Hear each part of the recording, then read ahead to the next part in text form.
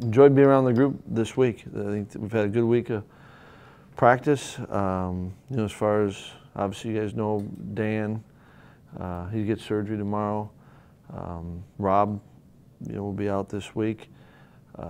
Joel has been able to go all week and feel good there. Corey's done the most he's done all week, and today we kind of talked about that last week. Let's just focus on the day, and so see what today brings and go there. But I've liked it. It's been guys have done a nice job of practice. I think we were able to get outside, and there's a chance of whatever the weather is Saturday, we'll be ready for it. We've had a chance to practice in it, and that's good. Handling the ball, and I think the guys are excited and know. The seniors, we were just talking about that coming in, is that they've got limited opportunities. You've got 2 home games left, and certainly got a lot of.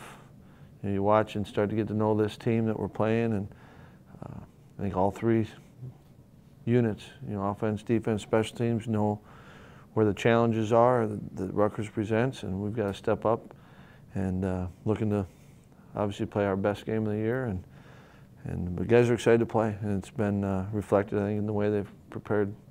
Need to have a good day today and tomorrow, and obviously make Saturday the best day.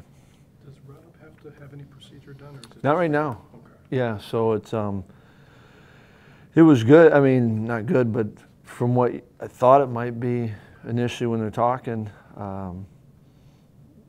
that he may have a chance to come back at the end of the regular season, which is good. And it's good because I thought he was, and I know he had the drop, in the game, but I thought he was really doing some good things and playing, and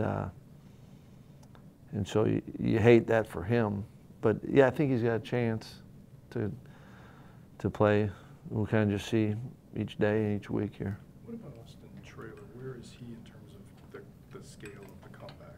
Yeah, it's I've loved Austin. I mean, you talk about one guy that's been into everything, and the other day he was running the stadium steps with his helmet on. I mean, there's a guy that's will do anything for this team. This team means so much to him, and he was having a blast playing, and so he's starting to catch a little bit, which is good, for the injury that he has, and so I think we're going to check and make sure. I think this week, end of this week, he gets a chance to get X-rays and kind of see if that tells anything on the healing process. But I think that he's doing everything. So when he does come back, I think it'll be a shorter span of time out, and yet all these guys, you just want to take it day by day and see what's going on. Attitude-wise, is that kind of like how Corey would be in that, maybe not running stadium steps with his helmet on, but in that same kind of wants to get back and wants to. Yeah, he wouldn't be going out and doing what he did. I think there's been progress this week, and we'll see what today brings. Do you know if Goldberg's going to be able to play or not? Not sure yet on Arthur. He did a little bit, but not enough from what we saw. You'd say flat out full go. But again, we'll see. We got 2 more days. We'll see. You talked in the past about Corey being able to open up and have you seen some of that? Yeah, some of it. For Corey, I know you're asked this all the time, but how much of it is what he does on day 2 of practice and day 3 of practice versus day 1? Like in a given That's day? the key. Okay. If you have a real good work day, can you follow it up? Okay. And then follow it up again? And because I think that lends to the confidence that you're back, that you're healthy back. And so I think that's all part of it.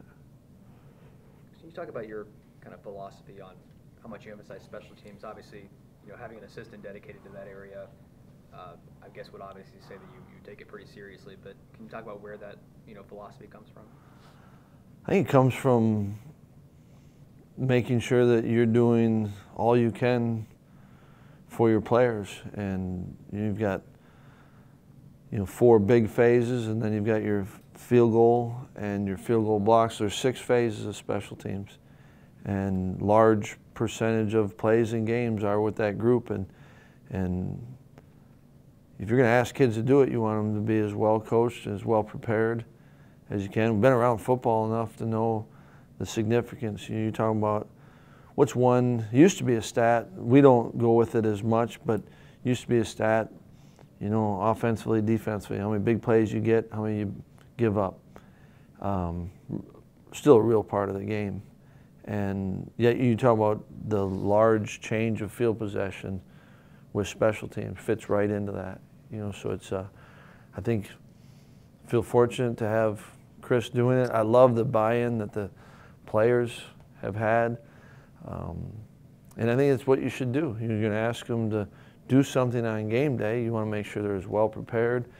And I think when you got one guy, that's his main focus responsibility. You know, you've got individual drills just like you do for the offensive line or the defensive line. You've got group work that just like we do offensively, defensively. So it's, I just think it's the right thing to do. Your regular starters that also play on special teams, how excited are those guys to contribute in that area, and have they really bought into? Absolutely, they've bought in, and I think it's twofold, and you've got, and I believe this in everything we do. You know, it's got to be what's best for the team, but also within that, there's got to be great personal growth, satisfaction, and you know, we're a better team. Like right now, our punt team's best when we've got Vince and Shobes and Mike and Sitchy and TJ Edwards on it, and we've got Darius Hillary as a gunner. You know, you've got guys that are starting, right? And I think that gives us the best chance of the team. And I know this. I was in, you know, when I was in San Diego, when we were getting ready to draft kids, and we'd talk about special teams. You know, unless you're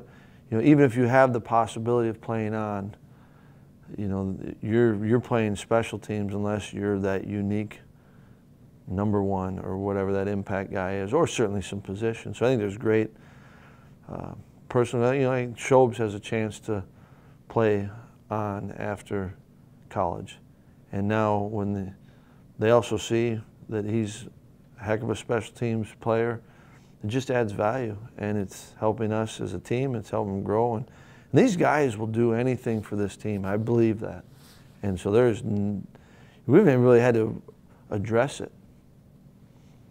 You know, about geez, this isn't what I do. They've been. I think that's part of who this group is. Teams overcome so much adversity with all these injuries. What would it mean just for the mentality of the guys if Corey was able to get back in there and have a really good performance?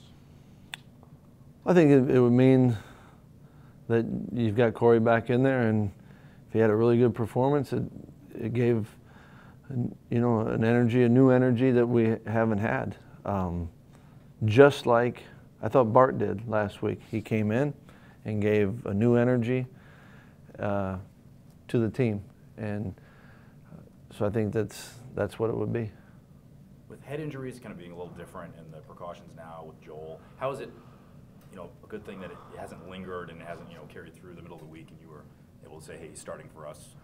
I think it's good, you know, and feel good about him, putting him back out there. So it's, you know, you like having your players be able to play. Endicott available this week, or you still have to go with Russell? Probably be Jack. All right, thanks. Thank you.